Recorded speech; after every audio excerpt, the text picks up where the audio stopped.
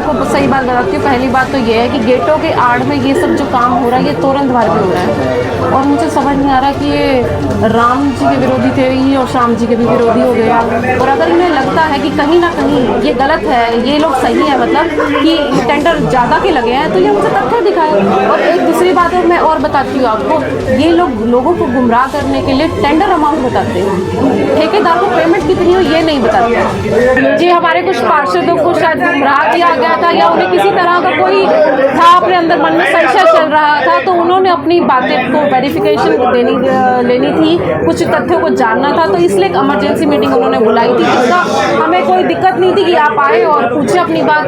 कर्मचारियों की समस्या का हल कर दिया गया क्या? जी बिल्कुल, कर्मचारियों की समस्या बहुत ही गंभीर समस्या थी, रोजी रोटी का सवाल था, एक बड़ी ही गंभीर समस्या थी। लोगों के घर चूल्हे जलने बंद हो गए थे, कितने दिनों से शहर की सफाई व्यवस्था ठप पड़ी थी।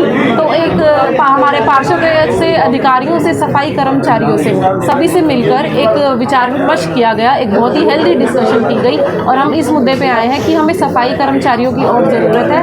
तो हम 160 कर्मचारी अपनी कमेटी पेरोल पे लगा लेंगे, और उसके अलावा और जो कर्मचारी हैं वो एमसी बता देंगे, जिससे एमसी भी संतुष्ट हो और हमारे सफाई कर्मचारी भी संतुष्ट हो।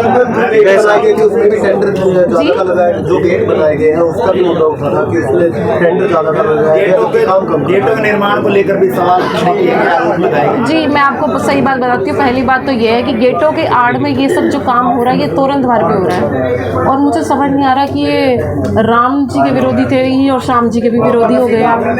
ये अगर कैथल को ये सौभाग्य मिल रहा है कि हरियाणा का पहला तोरण द्वार कैथल में बनने जा रहा है, तो ये तो लाखों श्याम प्रेमियों की आस्था से जुड़ा हुआ है, और इस आस्था में ये लोग अगर ऐसा कर रहे हैं तो मैं तो कहूँगी बहुत शर्म की बात है। और अगर इन्हें लगता है कि कहीं ना कहीं ये गलत है, ये लोग सही है, मतलब कि टेंडर ज़्यादा के लगे हैं, तो ये मुझे तथ्य दिखाए। और एक दूसरी बात है, मैं और बताती हूँ आपको, ये लोग लोगों को गुमराह करने के लिए टेंडर अमाउंट बताते हैं, ठेकेदार को पेमेंट कितनी हो ये नहीं बताते। टेंडर शायद कई बार ज़्यादा का होता है, पर पेमेंट काम के हिसाब से होती है, ठेकेदार की कितना काम किया गया वो सिचुएशन के अकॉर्डिंग उसकी पेमेंट की जाती है।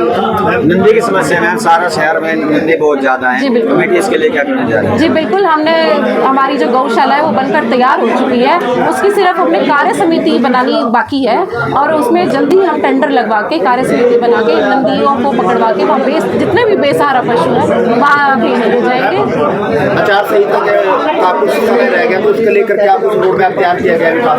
जी बिल्कुल, हमारा चाहते हैं कि विकास का पहिया बिल्कुल ना रुके, जब तक आचार संहिता नहीं लगती तब तक हमारे पास पूरा समय है, और हम जल्द से जल्द जितने ज़्यादा हो सके उतने टेंडर लगाने की पूरी कोशिश।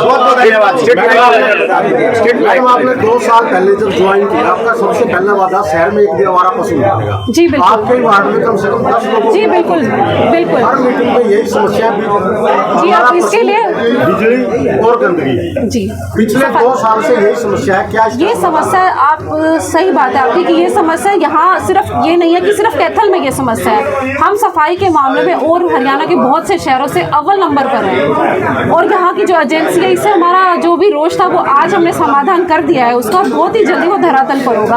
और आप देखेंगे कि कितने काम आज से पहले किसी के कार्यकाल में नहीं हुए, आज वो हमारे कार्यकाल में धरातल पर है। हमारा पशु कब तक जो मुख्य समस्या है वो 2 साल बाद भी आप लाइटों गौशाला देखिए, हमारा पशुओं उसके लिए आवारा पशु, बेसहारा पशु की जो समस्या है उसके लिए गौशाला बन चुकी है। कब तक समाधान? जी बिल्कुल, सिर्फ कार्य समिति बननी बाकी है, अगस्त में वो बिल्कुल काम शुरू हो जाएगा।